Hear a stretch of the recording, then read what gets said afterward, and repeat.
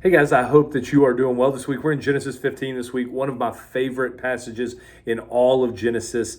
Some incredible things. Let's jump into it because it's so good. It says, after these events, remember the events that we've been talking about where Abraham rescued Lot and he was blessed by Melchizedek, right? After these events, the word of the Lord came to Abram in a vision, and he said this, "Do not be afraid, Abram. I am your shield. Your reward will be very great." So he tells him, hey, you don't have to fear because I'm with you. I'm your shield. And because I'm with you and I'm your shield, you don't have to fear. And he says that your reward will be very great. This Hebrew word for reward is actually a word that means this special recognition that is given to a faithful servant for a bold and risky service. So that's what he's saying. I'm going to give you this reward because of your faithful actions. Remember, he told him to leave his land, and he did leave his land, and he's had this faith and this trust in God. He is, he's getting rewarded for not taking what the king of Sodom offered him because he really trusts in God and that God is going to reward him.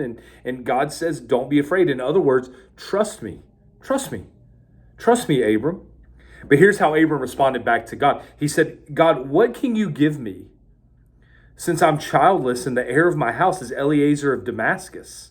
Abram continued, look, you've given me no offspring, so a slave born in my house will be my heir. Remember, God told him that there was going to be an heir that came from him, that was going to make this great nation, and his reward is going to be very great. And Abram's in this place where he's questioning the promise of God because he's childless, right?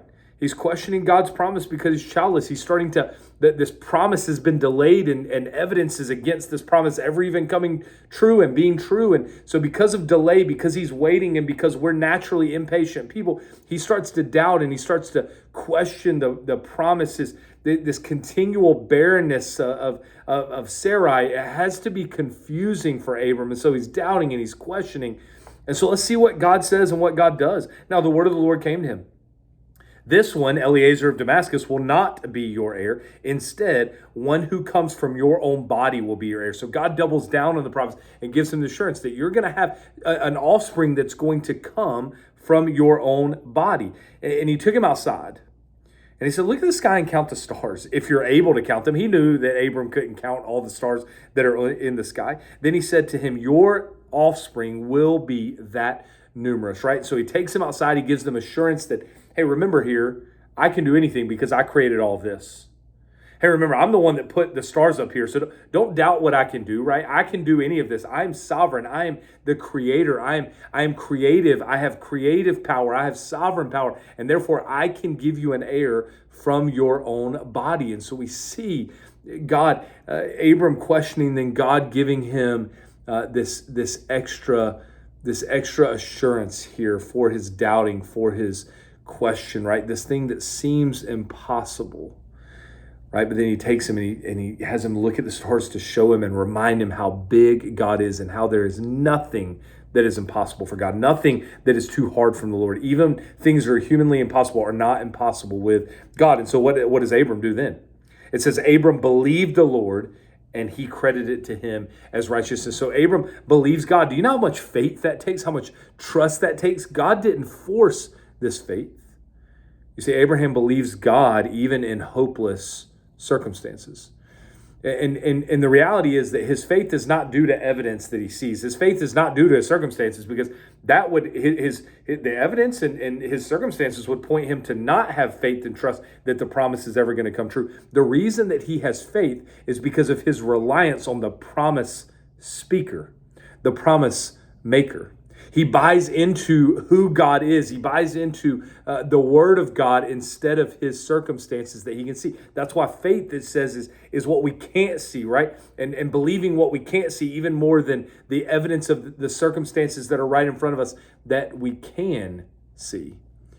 And so he believed. In other words, he accepted what God was saying as he accepted it as valid, as accurate, as credible, even if his circumstances didn't say the same thing.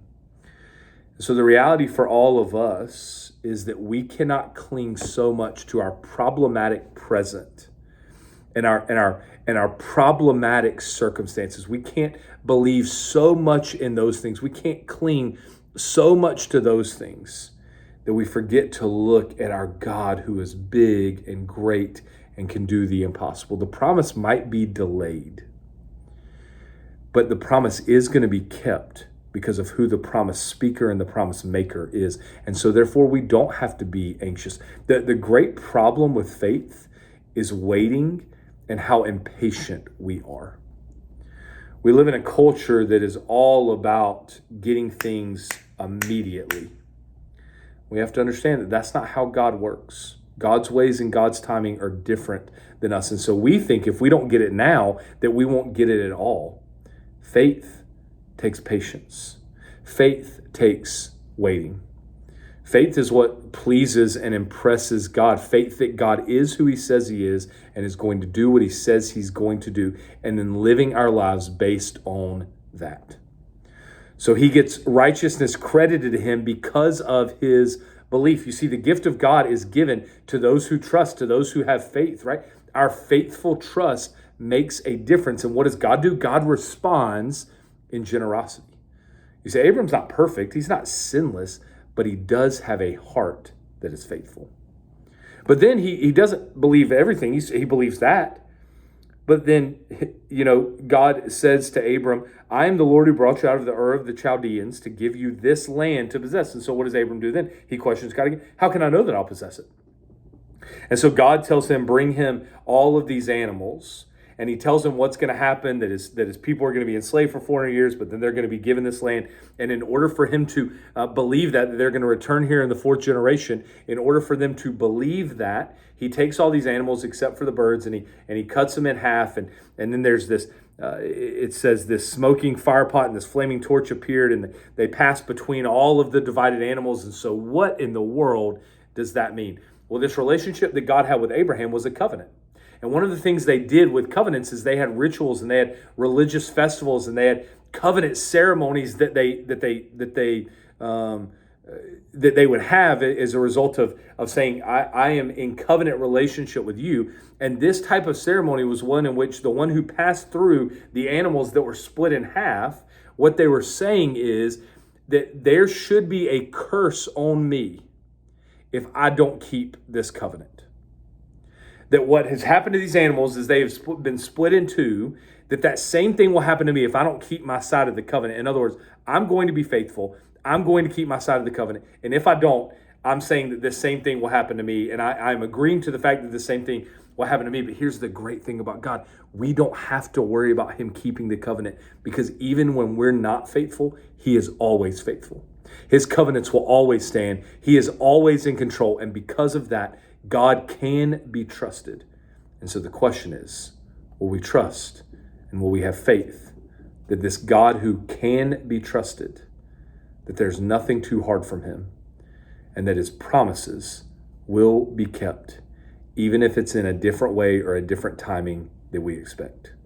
So let's be a people who have faith, who believe in what God says and who God is and what he's done for us, who have faith and trust in this God who is in covenant relationship with you and I, and who will always be faithful no matter what.